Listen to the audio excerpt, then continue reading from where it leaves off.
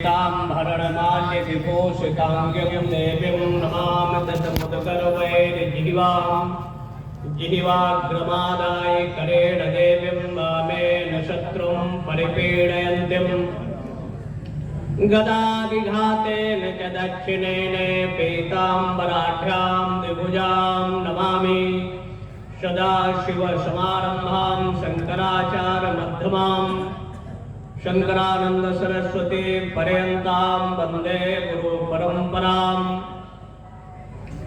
उपस्थित जंगली धाम प्रांगण में यज्ञ के सूत्रधार कुरिया बाबा परमेश्वरानंद जी महाराज, जिनके देख रेख संरक्षण में ये आयोजन 30 वर्षों से विभिन्न बाधाओं को पार करते हुए प्रतिवर्ष उन तिथियों पर पूर्णता की ओर अग्रसर है।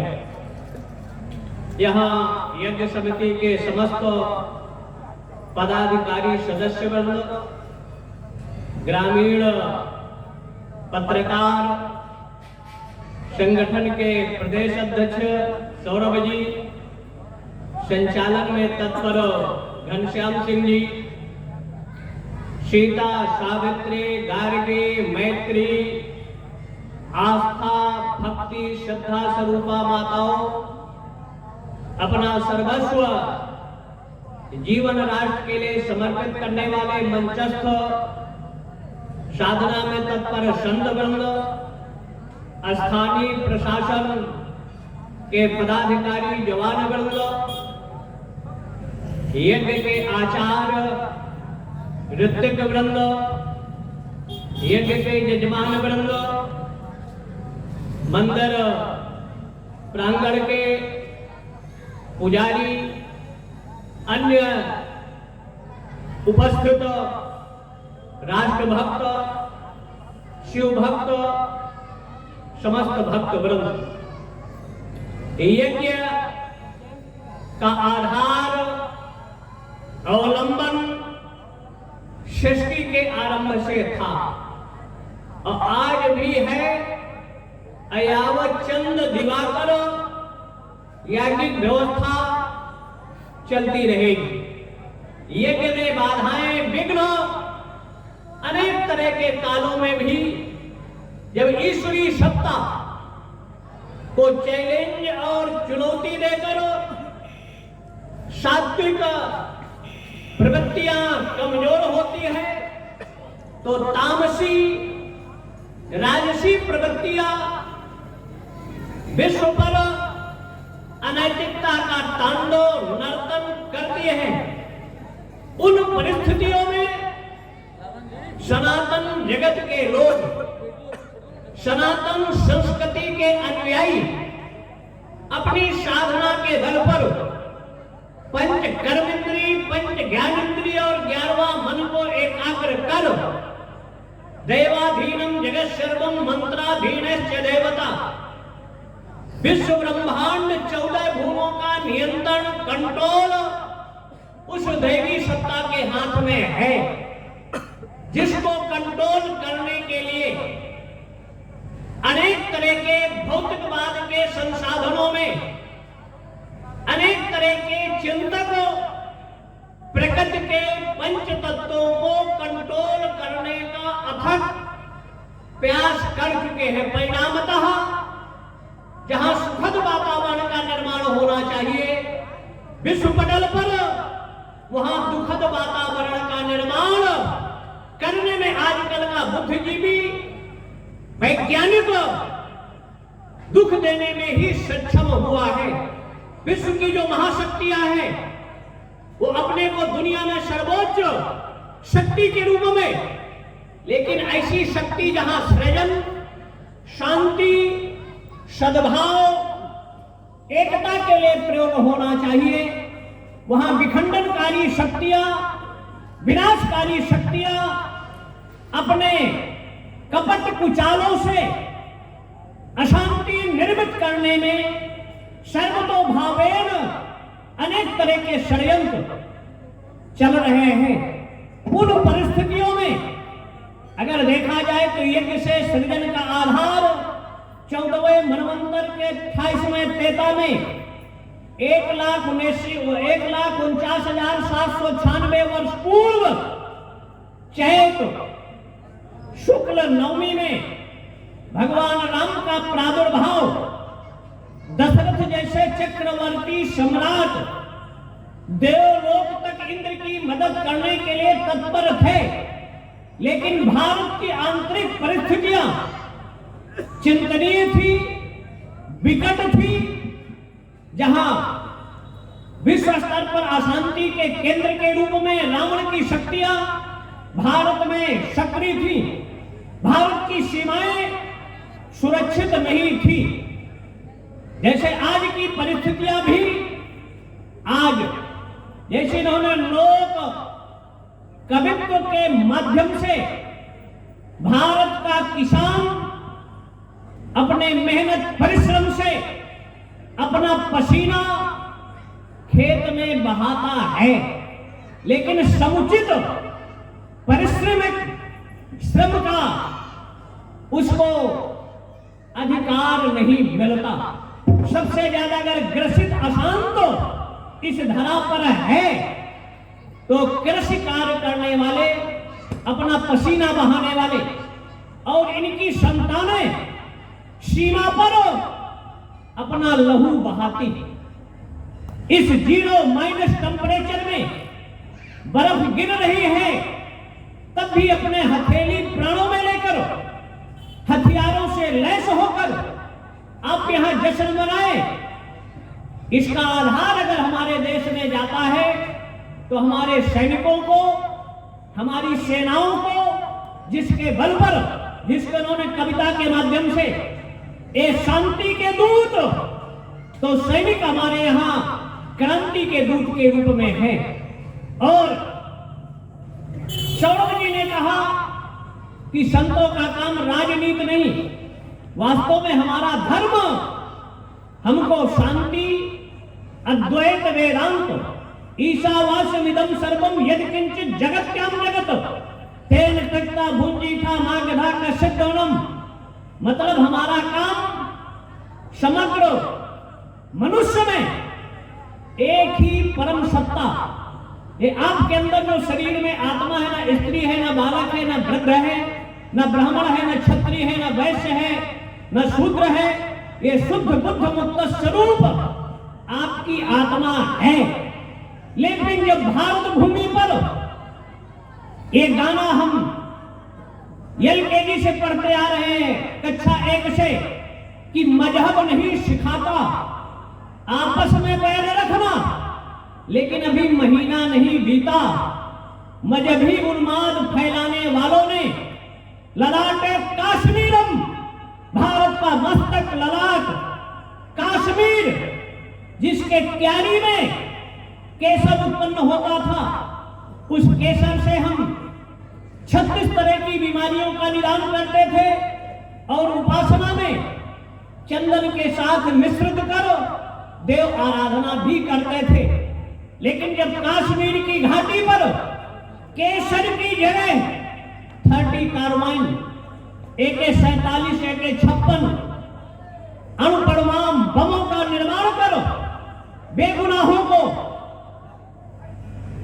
ये शांति की वार्ता करने वाले, मजहब नहीं सिखाता कि बात करने वाले लोग आखिर कहां मुंह छुपा लेते हैं। जब शिक्षा के मंदिरों पर जाति और भाषा से ऊपर उठकर शांति का संदेश दिया जाता हो और वहां उनका प्रमाण पत्र पूछकर, जाति को पूछकर गोली मारने का कार्य हो, तो क्या वहां लेखक, कवि, साहित्यकार के लेखनी नहीं चलना चाहिए, आवाज नहीं उठना चाहिए? क्या उनका कसूर यही है कि वो वर्ग विशेष, जाति विशेष, समुदाय विशेष में उत्पन्न होकर, और अगर कश्मीर घाटी में सेवा की दृष्टि से भी कोई जा रहा है तो उनको कत्लेआम किया जाए? तो दुनिया के को बात छोड़ दो, शांति का संदेश देने वाला अमेरिका कहता है गोरे और कालों का झगड़ा समाप्त होना चाहिए, लेकिन 4,88,992 गोरों ने कालों का कत्लेआम किया। अमेरिका की घाटी पर रक्तपात हुआ। बुद्ध का संदेश देने वाला चाइना, जहां शांति का संदेश, अहिंसा परमो धर्मों का संदेश देने वाला चाइना 3,96,000 कुरान वालों का कत्लेआम करता है। चाइना के अभी चिनपिंग का बयान आया 2 दिन पूर्व कि चाइना की धरा पर कुरान का मतलब इबादत नहीं होगी, हदीस की इबादत नहीं होगी। और भारत अगर शांति की बात करता है, सद्भाव की बात करता है, तो कहते हैं आप रूढ़वादी है, अनर्गल जातिवादी है, भाषावादी है, क्षेत्रवादी है। लेकिन भारत का जो चिंतन था, मनन था, मतलब एतद् देश प्रसूतस्य सकाशात् जन्मनः स्वं स्वं चरित्रं शिक्षेरन् पृथिव्यां सर्वमानवः। हमने सर्वमानव की परिकल्पना किया था। हमने जाति, भाषा या प्रांत का चिंतन सनातन धर्म का नहीं रहा है। समग्र हमने आज हमारे राजनीतिक दलों का नारा है कि हमारी पार्टी जिंदाबाद और दूसरा मुर्दाबाद, लेकिन सनातन धर्म जिंदाबाद और मुर्दाबाद की बात नहीं करता। सनातन धर्म के जो सिद्धांत है, आदर्श है, सर्वे भवन्तु सुखिनः, सर्वे सन्तु निरामया, सर्वे भद्राणि पश्यन्तु मां कश्चित् दुर्भाग् भवेत्। हमने समग्र, न हिंदू की न मुसलमान, न ईसाई न बौद्ध, हमने समग्र विश्व में सुख की परिकल्पना करने वाला अगर दुनिया में कोई धर्म था तो एकमात्र सनातन धर्म था, है और भविष्य में रहेगा। अनादिकाल से अनंत काल तक जिसकी सत्ताएं, जिसका साम्राज्य था। लेकिन जहां जहां सनातन धर्म की संख्याएं घटी, सनातन मानने वाले अल्पसंख्यक हुए, वहीं भारत राष्ट्र में अलगाववाद का चिंगारी पनपने लगती है। और ये कहा जाता है कि हमको बांट कर अलग देश दे दो। कभी गुरु गोबिंद सिंह ने, अगर देखा जाए सिखों का इतिहास, शीश कटाया, खालसा पंथ की स्थापना किया, दिल्ली की चांदनी चौक क्या कसूर था कि उनको जलंधर से लाया गया, उनके समय की चमड़ी नोची गई और दिल्ली में शीशगंज में उनका गला काटा गया। कसूर क्या था? यह इतिहास में हमको न पढ़ाया जाए न बताया जाए। जितनी सुविधाएं, व्यवस्थाएं वर्ग विशेष, समुदाय विशेष को दिया जाता है, ये बलिया की वो भूमि मंगल पांडे ने आजादी का क्रांति सूत्रपात अगर पहले न किया होता, अगर पूर्वी भारत में, तो आज भारत को आजादी नहीं मिली होती। गुलामी के रूप में वो भी एक यज्ञ था। भारत के आजादी के दीवाने परवानों का इस भारत भूमि को यज्ञ भूमि मानकर हम आप यहां तिल, जौ, अक्षत, घृत, शर्करा से आहुतियां देते हैं। उन्होंने अपनी भारत भूमि को अपने लहू की आहुतियां दिया था। परिणाम, तब भारत को आजादी मिली। रानी लक्ष्मीबाई तब क्या टोपे, सरदार भगत सिंह, बंगाल की भूमि से सुभाष चंद्र बोस, उस परिस्थिति में लेकिन पढ़ाया क्या जाता है? दे दी आजादी बिना खड़ग और बिना ढाल, तो 4,98,979 जो जगह जगह शहीद हुए या हर जिले में शहीद स्मारक बनाया गया। अगर शहीद हुए ही नहीं, उनका बलिदान हुआ ही नहीं, तो अकेले शहीद स्मारक क्यों बनाए गए? इतिहास के साथ छेड़खानी ऐसे अनर्गल अलोकतांत्रिक मिथ्या इतिहास क्यों पढ़ाया और बताया जाता है?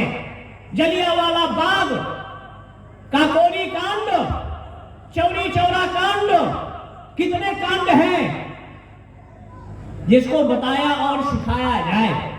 कहते हैं अंग्रेज, नए अमेरिका ने दुनिया में विभिन्न तरह के आविष्कार किया। सबसे ज्यादा आविष्कार दुनिया में अगर हर क्षेत्र में, चाहे विज्ञान, चाहे इलेक्ट्रॉनिक, चाहे चिकित्सा या दूरदर्शन, सबसे ज्यादा अगर विकसित कोई था तो भारत का विज्ञान विकसित था, जो वेद के रूप में था। महर्षि याज्ञवल्क्य ने विमानों का आविष्कार किया। और अगर चिकित्सा क्षेत्र में वाग्भट हृदय का अष्टांग योग, जीवन संबंधी कार्यों में अगर वाग्भट के आप अपने जीवन में अपनाए, धन्वंतरी के औषधियों की चिकित्सा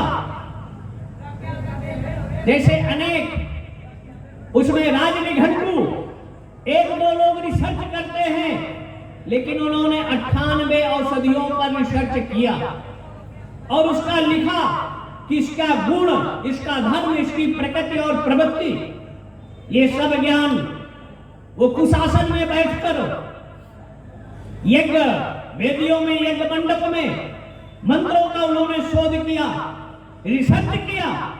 दुनिया का सबसे प्राचीन पुरातन अगर कोई संस्कृति थी है, वेद था।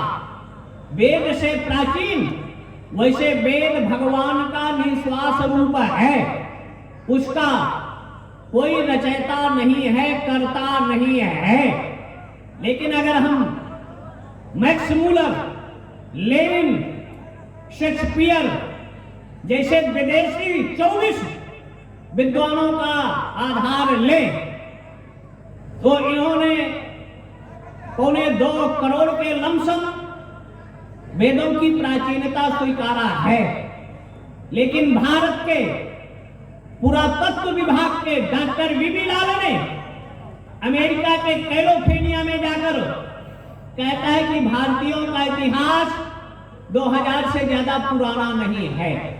मतलब भारत को अपमानित, बदनाम करने के लिए जिनका कार्य पत्थरों पर, लकड़ी पर, इमारतों पर शोध करना, वो वेदों के बारे में जब व्याख्यान के लिए बुलाया जाता है, जिसको रंच मात्र भी ज्ञान नहीं है, अगर वेदों के बारे में ले लें, वेदों को समझना और पढ़ना है, 3-4 पोथियों का नाम वेद नहीं है।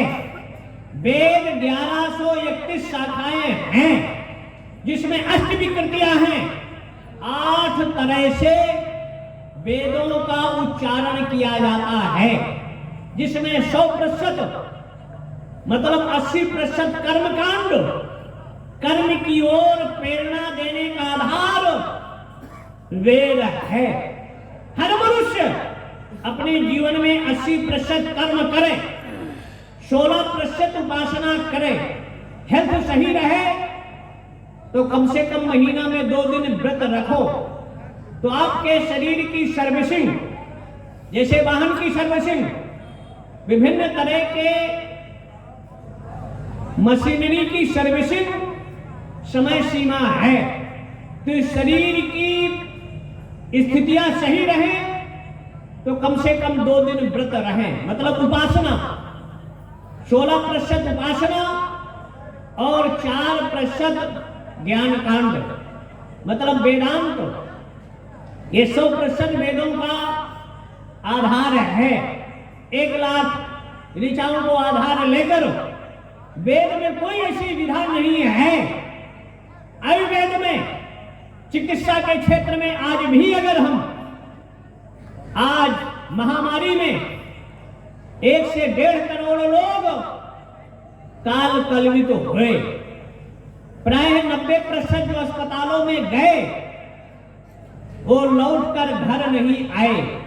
ऐसी बीमारी में भी जिन्होंने आयुर्वेद का सहारा लिया, आयुर्वेदिक औषधियों को अपने जीवन में अपनाया, वो कोविड को भी काल से बचकर रह गए, बाल काल भी उनका बाल बाका नहीं कर पाया। अंग्रेजी दवाएं बहुत ऐसी हैं जिसमें 40% मेडिसिन या इंजेक्शन नकली और फर्जी, ऐसे ऐसे मेडिसिन अंग्रेजी में आया है कि आपके शरीर में जाते ही आपके खून को गाढ़ा कर देगा, आपके वायु की गति को अवरुद्ध करेगा, जो ब्रेन हेमरेज या हार्ट या किडनी और लीवर पर अटैक करेगा, जो इस कोरोना काल में मरने का सबसे बड़ा आधार अवलंबन था। शासन ने बहुत अच्छी व्यवस्थाएं किया, सुझाव दिया। दुनिया में अगर देखा जाए तो अमेरिका में 7 करोड़ लोग मर गए, रूस वगैरह में, इटली वगैरह में, लेकिन संख्या कम बताए। हमारे यहाँ भी 5-6 लाख बताया गया, लेकिन कोई ऐसा ग्राम पंचायत नहीं रहा जहां 10 से लेकर 25, 30, 50 तक हर गांव में लोग ना मरे हो।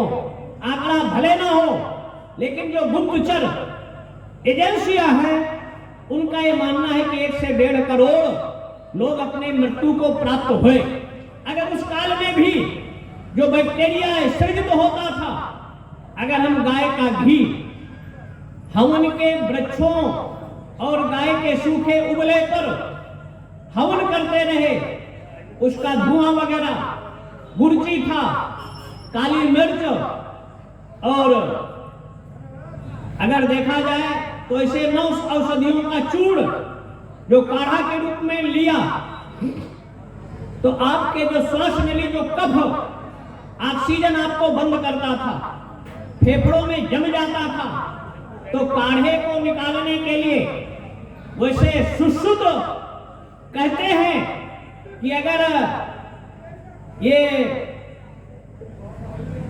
मदार का दूध अगर सेवन करें तो मृत्यु का कारक है। लेकिन वही धन्वंतरी का एक कथन है कि 100 ग्राम गर्म जल में 3 से 4 बूंद डालकर और चाय जैसे अगर आप पिए तो आपका कफ चाहे ब्रेन में जमा हो, चाहे स्किन में या हार्ट को, अगर 7 दिन सेवन कर ले तो कफ आपका संपूर्ण निकाल देगा। या उसकी सूखी डंडी का आप नाक से 3 बार 2-2 मिनट धुएं का सेवन करें, वो भी कफ को आपके नष्ट कर देगा। आयुर्वेद में, और अगर किसी को वमन आदि हो रहा हो तो 6 इंच की लकड़ी हाथ में पकड़ा दो। आजकल अंग्रेजी में इंजेक्शन लगाएंगे, गोली खिलाएंगे, तब भी वमन को रोक नहीं पाते।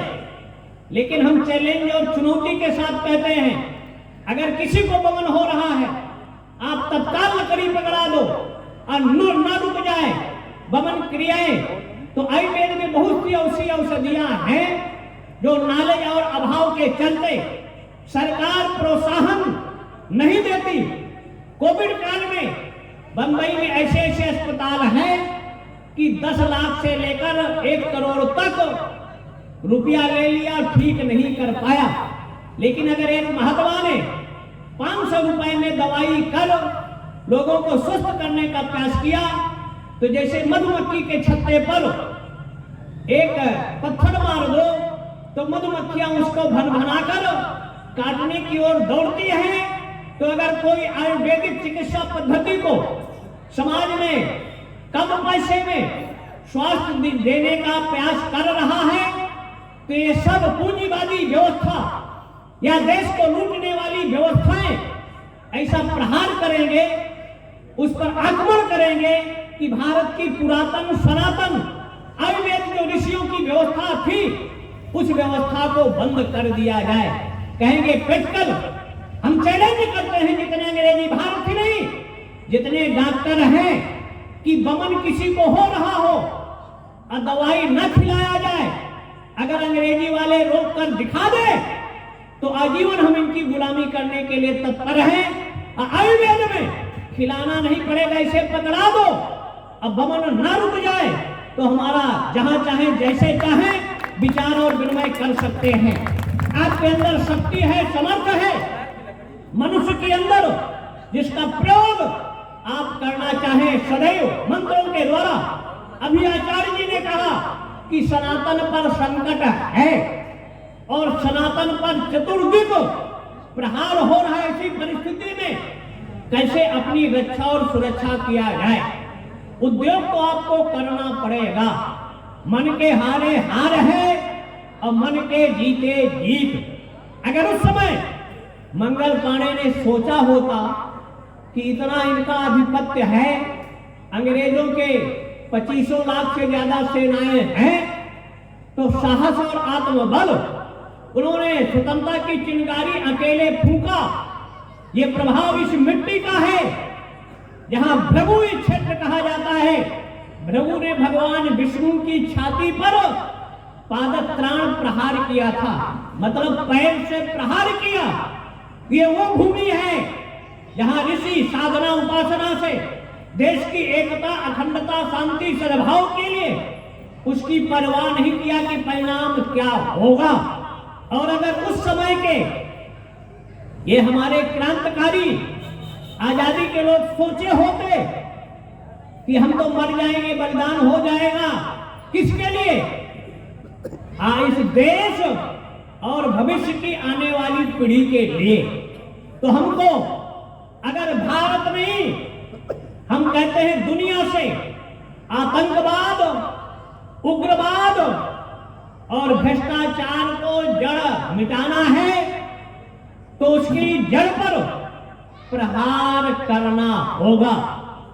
अगर पेड़ को, इस वृक्ष को जीवित रखना है तो इसके शाखा, डाली और पत्ते में आप पानी दो, खाद दो, तो पेड़ जीवित और हरा भरा नहीं रहेगा। तो दुनिया में आतंक की फैक्ट्री जैसे भी चाइना ने किया, कुछ को प्रतिबंधित किया, तो अगर दुनिया से केवल कुरान का पठन पाठन प्रतिबंधित कर दिया जाए, तो विश्व से आतंकवाद, उग्रवाद और बलात्कार, लव जिहाद, ये अपने आप समाप्त हो जाएगा। एक शिक्षा नीति, हमारे पंत प्रधान कहते हैं सबका साथ, सबका विकास और सबका विश्वास। तो समान शिक्षा नीति, समान कानून, नागरिक संहिता, न्याय प्रणाली भी एक जैसे होना चाहिए। व्यक्ति बदलने से भारत का न्याय बदल जाता है। क्यों? सबूत वही, साक्ष्य वही, घटनास्थल वही, व्यक्ति बदलने से न्याय बदल जाता है। और यहां तक सुप्रीम कोर्ट के निर्णय के बाद लोअर कोर्ट फिर सुनने लगता है। क्या न्याय प्रणाली है, क्या कानून व्यवस्था है? एक नियम बनाओ, कोलोजियम सिस्टम न्यायपालिका से खत्म होना चाहिए, योग्यता का स्थान होना चाहिए। और जिस दिन भारत की democracy, of the people, for the people, of the chair, मतलब नेताओं की कुर्सी में योग्य कैंडिडेट का चयन हो जाएगा, आरक्षण के बल पर नहीं, किसी भी जाति वर्ग का हो, विधायक कम से कम बीए एमए होना चाहिए, सांसद ग्रेजुएशन होना चाहिए, और जिस विभाग का वो मंत्री बन रहा है उस विभाग का उसको पढ़ाई है कि नहीं, ये नॉलेज जब होगा, योग्यता का स्थान होगा। लेकिन एक आईएएस आईपीएस अंगूठा टेप के सचिव हो जाते हैं तो क्या स्थिति देश की होगी, आप समझ सकते हो। अयोग्य जब डॉक्टर हो जाए और सुई लगाने का ज्ञान नहीं, तो आप डिलीवरी में माताएं जाएं या रोगी जाएं तो रोगी मरेगा, परिवार वाले अस्पताल में तोड़फोड़ करेंगे, पुलिस जाएगी, शांति बनी रहे। इसलिए जिस देश में योग्यता का स्थान नहीं, किसी देश को बर्बाद करना है युवाओं को नशा का आदी बना दो। एक तरफ सरकार 10,000 करोड़ रुपए कहेंगे गरीबी को मिटाने के लिए हम खर्चा करेंगे, और दूसरी तरफ शराब ड्रग्स नशा को प्रोत्साहन करे, तो भारत से गरीबी कभी मिटेगी नहीं, गरीब ही मिट जाएंगे। इसलिए गरीबी मिटाना है तो नशा मुक्त भारत का निर्माण करिए।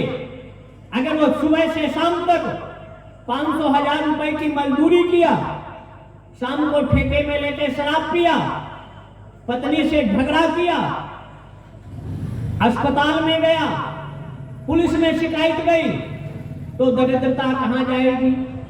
इसलिए उसके मेहनत का सही उपयोग हो और नशा से बचा रहे तो निश्चित है विकास होगा।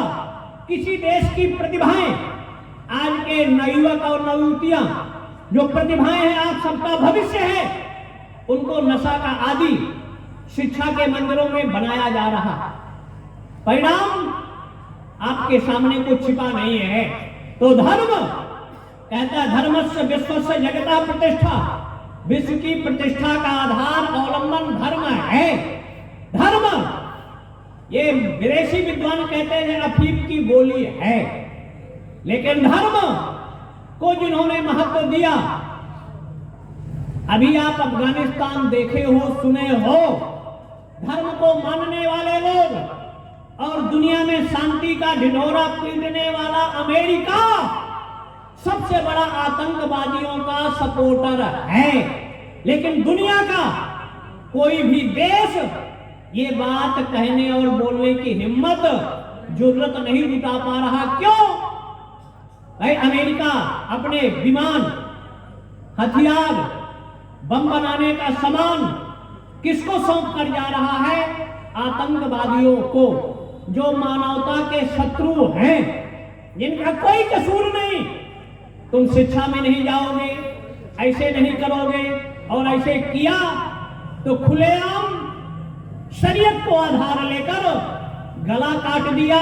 ये हम नहीं, ये पूरे देश की मीडिया, प्रिंट और इलेक्ट्रॉनिक चिल्ला रही है। इसलिए शांति बना रहे। हम तो सुबह से शाम तक यज्ञ के आचार्य सनातनी जनता, दौहु शांति, अंतरिक्ष शांति, वनस्पतयः शांति, विश्वे देवा शांति, ब्रह्म शांति, सर्वगुण शांति। हमने कभी अशांति का संदेश नहीं दिया। सदैव से ब्रह्म की शांति हो, अंतरिक्ष की शांति हो। लेकिन अंतरिक्ष को अणु और परमाणु का कचरा अंतरिक्ष को अशांत कर रहा है। वनस्पतया जो आपका खाद्य पदार्थ है, ये फर्टिलाइजर कंपनियां जो जहर के रूप में है, चाहे सब्जी खाओ चाहे अन्न खाओ, इसको प्रदूषण कर रही है। अगर शुद्ध खाद से निर्मित अन्न आपको मिले, एल्युमिनियम में जो आप भोजन पकाते हो, 80-90%, 97% अंग्रेजी चिकित्सकों के आधार पर उसका तत्व नष्ट हो जाता है। 3 से 5% उसमें पोषक तत्व रहते हैं। लेकिन आप लोहे की, पीतल की कढ़ाई में, फूल की कढ़ाई में, और अगर ये नहीं है तो मिट्टी के बर्तन में और लकड़ी में आप 1 साल तक बनाकर आहार का सेवन कर लो, 95% आपका शरीर स्वस्थ होगा। कोई बीमारियां आपकी दूर हो जाएगी। ज्यादातर बीमारी का कारण ये सड़ा हुआ अन्न। बागभट्ट कहते हैं आप भोजन ले रहे हो, आयुर्वेद कहता है कि आपके बाएं पेट में अग्नि है, जिसको आप अमाशय कहते हो। जब मुख में अन्न डालोगे तो यहाँ की चक्की प्रारंभ हो जाएगी चलना। आपने थोड़ा आहार लिया और उसके बाद पानी डाल लिया, तो अग्नि अगर जलती है और अग्नि में पानी डाल दो तो धुआं देगी। तो 80-90% लोग गैस्ट्रिक के रोगी इसलिए हो गए भोजन में, और भोजन के बाद आयुर्वेद कहता भोजनांते विषम वारी। भोजन के बाद में अगर आप जल पीते हो तो समझियो विष पी रहे हो। इसलिए भोजन के बाद कम से कम आधा घंटा नहीं 1 घंटा बाद जल का आप सेवन करिए। 95-98% आपके पेट की गैस नहीं बनेगी, आपके पेट में सड़ेगा नहीं। लेकिन अपनी संस्कृति संस्कार को आपको समझना होगा। यज्ञ में 3 कार्य हैं। यज्ञ देव पूजा संगति करण दानेषु। यज्ञ मंडप में देवताओं का आवाहन और वेदियों के माध्यम से हम उनका पूजन अर्चन वंदन करते हैं। पूजन के माध्यम से यजन मतलब यज्ञ मंडप में स्वाहा, प्रवचन सत्र में वाहा, जहां भंडारा है आहा। ये 3 कार्य जहां हो उस विधा का नाम यज्ञ है। यज्ञ मतलब विखंडित विभाजित असंगठित समाज को एक सूत्र में जोड़ने का सशक्त अगर कोई माध्यम था है वो यज्ञ था। यज्ञ समाज को एकत्र करता था और जो ये सत्र होता था राष्ट्र की परिस्थितियों का चिंतन मनन और मंथन के द्वारा दुनिया को दिशा दशा और गति देने का कार्य यज्ञ की विधाएं करती रही। यही हमारे कुंभों का तात्पर्य था, जहां ज्ञानामृत वचनामृत और चरणामृत मतलब वहां जाइए ज्ञान की चर्चा करिए। ज्ञानामृत वचनामृत वचन से ऐसे शब्दों का उच्चारण मत करिए। और चरणामृत मतलब ब्रह्मद्रवा गंगा जिसके लिए स्नान करने लोग जाते हैं। किंचित भीता गंगा जललव कणिका पीता, जिसके एक कण पीने मात्र से जन्म जन्मांतर कल्प कल्पांतर युगांतरों का आपका पाप नष्ट होता है। और हम नहीं 14वें मनवंतर के 28वें त्रेता में 1,79,76,000 वर्ष पूर्व आज की भाषा में उग्रवादी कहिए, आतंकवादी कहिए, डकैत कहिए, रत्नाकर जैसे क्राइम जगत का जब तीर्थराज प्रयाग में आया, कुंभ का मेला लगा था, गुरु चंद्र संयोग, गुरु चंद्र और सूर्य का संयोग जब बनता है तब कुंभ का पर्व पड़ता है। मकर संक्रांति को आधार लेकर तीर्थराज में ऐसे हरिद्वार, उज्जैनी और नासिक ये 4 स्थानों पर और उस कुंभ का आधार था कि आचरण का अमृत। हम वहां जाए प्रदूषण न फैलाएं, गंदगी न फैलाएं, अपने आचरण को सुधार लें। तो कुंभ में भी यही संदेश दुनिया को दिया जाता था। तीर्थराज का नेतृत्व उस समय याग बल के द्वारा निर्देशित नियमावली आचार संहिता के आधार पर संपन्न होता था। जब रत्नाकर वहां गया कि बड़े बड़े पूंजीपति लोग आएंगे, हम किसी की चैन काटेंगे, किसी का हार काटेंगे, किसी के कमर का या पैर का या जेब का। रत्नाकर गया, महर्षि भरद्वाज की उस समय ख्याति थी, आचार थे, उनको मिला, प्रणाम किया, कहे ऋषि में कुछ 2-4 कुछ चल लेकर आया हूं, हम संवाद करना चाहते हैं। ऋषि ने कहा पहले आप गंगा जाओ, त्रिवेणी में स्नान करो और स्नान करके आइए, तब मैं आपसे संवाद करूंगा। तो मतलब उस समय सतयुग में, त्रेता में जब गंगा में स्नान किया और गंगा जल का पान किया तो उनकी सुसुप्त और शिकारी भी, वहां पक्षी आते हैं सफेद, विदेशी पक्षी आते हैं, अपने देश के पक्षी भी हैं, उनको ताक में रहते हैं। तो एक शिकारी ने एक पक्षी को बाण मारा और किंचित भीता गंगा जल कणिका पीता। रत्ना करके शरीर में जब गंगा जल का बूंद गया तो जो पढ़ा नहीं, अनपढ़ था, अगर देखा जाए तो उनके मुख से सहसा देव भाषा के शब्द स्फुरित हुए और वो शोक में थे। जब भरद्वाज जी को मिले, प्रणाम किया, तो उन्होंने कहा कि आप ये वो नहीं है जो आप इस समय हो। आप ये नहीं हो, ये शरीर नहीं, ये इंद्रिया नहीं, आप कुछ दूसरे ही हैं अपने को। कस्पम कोहम कुत आयाता को में जननी को में त्राता। तुम कौन हो, कहां से आए, यहां से कहां जाओगे? जो तुम्हारा कर्म है इस समय का, ये कर्म नहीं है। उनकी सुषुप्त अदृश्य पूर्व चेतना वापस आती है और उन्होंने चरितम रघुनाथ से शतकोटि प्रविस्तरम एक एक अक्षरम पुंसक महापातक नाशनम। 100 करोड़ श्लोकों में तत्कालीन भगवान राम के चरित्र का वर्णन करने में समर्थ होता है नक्सली, आतंकवादी और डकैत। ये अगर किसी का प्रभाव था तो सनातन धर्म में गंगा का प्रभाव था। वैसे रत्नाकर ब्रह्मा के 10वीं संतान के रूप में है, प्रचेता के पुत्र के रूप में है, वो डकैत नहीं। लेकिन अगर इतिहास पर दृष्टि डाला जाए तो ये पढ़ाने का प्रयास किया गया। उन्होंने तपस्या उपासना किया और गंगा जल के सेवन मात्र से उसका अंतःकरण चतुष्ट है, मन बुद्धि चित्त अहंकार का परिवर्तन और परिष्कार हुई, भगवत कृपा का मार्ग प्रशस्त हुआ। इसलिए यज्ञ हमारे लिए साध्य है। अब यज्ञ हम करें क्यों? तो हम 5 तरह के पाप नित्य प्रति हर मनुष्य अपने जीवन में करता है। जैसे झाड़ू लगाओ, कीड़े मरेंगे।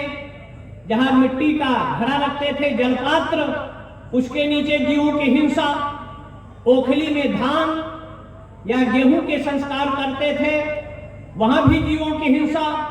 और जब आप पृथ्वी पर चलते थे तो पैरों से दबकर जीवों की हिंसा। इसलिए हर घर परिवार में पंच महायज्ञ, पंचाहुतियां नित्य प्रति हर घरों में होता था। तो हर घर का पर्यावरण शुद्ध और पवित्र रहता था। लोग बीमार नहीं होते थे, लेकिन अगर होते थे तो अपनी औषधियों से स्वस्थ और प्रसन्न हो जाते थे।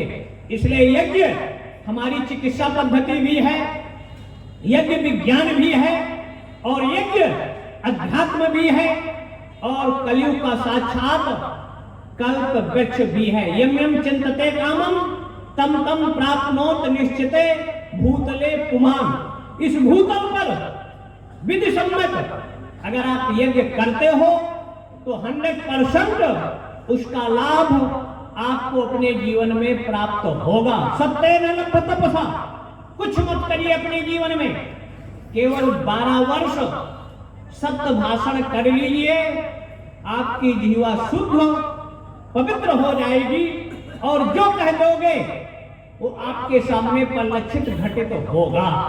इसलिए यज्ञ समाज को जोड़ता है, तोड़ता नहीं। यज्ञ से सबको फायदा, ये माइक वाले को फायदा, ये पंडाल वाले को फायदा, रेल बस वालों को फायदा, ये प्रिंटिंग वालों को फायदा, व्यापारियों के यहाँ से सामान आया, रंग पेंट वाले, मंडप निर्माण, ऐसा कोई नहीं जिसको फायदा ना हो। यहां तक जूठा जहां फेंको, चींटी चींटा खाकर मस्त, कुत्ता मस्त, जानवर भी मस्त। इसलिए यज्ञ ये जंगली बाबा जी महाराज की स्मृति पर जो यहाँ चल रहा है, और जंगली बाबा एक इस क्षेत्र के तत्कालीन अगर देखा जाए तो सिद्ध संत थे। कोई उन्होंने अपने कर्म और सत्य को महत्ता प्रतिपादन किया। बड़े बड़े राजा महाराजे यहाँ आकर उनका पहचानने में असमर्थ हो जाते थे। जंगली बाबा कभी तालाब की मिट्टी खोद रहे हैं, कभी खुरपी लेकर वृक्ष लगा रहे थे, कभी घास छील रहे थे। ऐसे कृत्य जो कि प्रायः महात्माओं पर नहीं मिलता, तो उनकी दैनिक क्रियाओं से अद्भुत होकर भगवत कृपा और जो जिस भाव से आता था, चाहे हथुआ नरेश रहे हो, उनको संतान नहीं थी तो संतान आदि की प्राप्ति, ऐसे बहुत सी उनकी अगर देखा जाए बोला जाए तो जंगली बाबा का इतिहास, उनकी महिमा और उनकी साधना अगर प्रारंभिक जीवन में तो इसी जिले के थे। उनको गाय चराने का काम, बकरी चराने का काम दिया गया। वो अपने वहां भी जाए तो पद्मासन लगाकर ध्यान, यम नियमासन, प्राणायाम, प्रत्याहार, धारणा, ध्यान, समाधि, ध्यान लगा ले। गाय माए इधर चर उड़ कर जाए तो घर वाले भी दुखी होकर उनको घर से हटा दिए, या उनका क्रियाएं स्वयं वो अपना निकल गए। और जंगल में जहां कोई न पहुंचे, जहां शेर, बाघ आदि हिंसक प्रवृत्ति के जीव रहे, वहां वो अपना आसन लगा ले और उन हिंसक जीवों की प्रवृत्ति, हिंसा का परित्याग करो, एक तरह से उनके भक्त बन जाते। अभी हम हरियाणा में थे, जो महात्मा यज्ञ कर रहे थे, कम से कम 6 इंच का सर्प का मुछ, और सर्प वहां दिन भर तो नहीं, लेकिन सुबह जब आरती हो तो बिल से निकलकर फन ऐसा करके आरती में सम्मिलित होता और किसी को काटता नहीं। आरती पूजन का कार्य जब संपन्न हो जाए फिर निकलकर बिल में या कहां चला जाता था, और किसी को काटा नहीं, डसा नहीं। 501 कुंडी कुरुक्षेत्र की भूमि पर हम 3-4 दिनों से थे। वहां यज्ञ, जहां भगवान कृष्ण बट वृक्ष के नीचे धर्म का उपदेश दिया था। मतलब हम युद्ध भी करें तो धर्म के आधार पर, और जहां धर्म है वहीं विजय है, और अधर्म जहां है उनका विनाश है। सत्ता के सिंहासन पर तत्कालीन 5500 वर्ष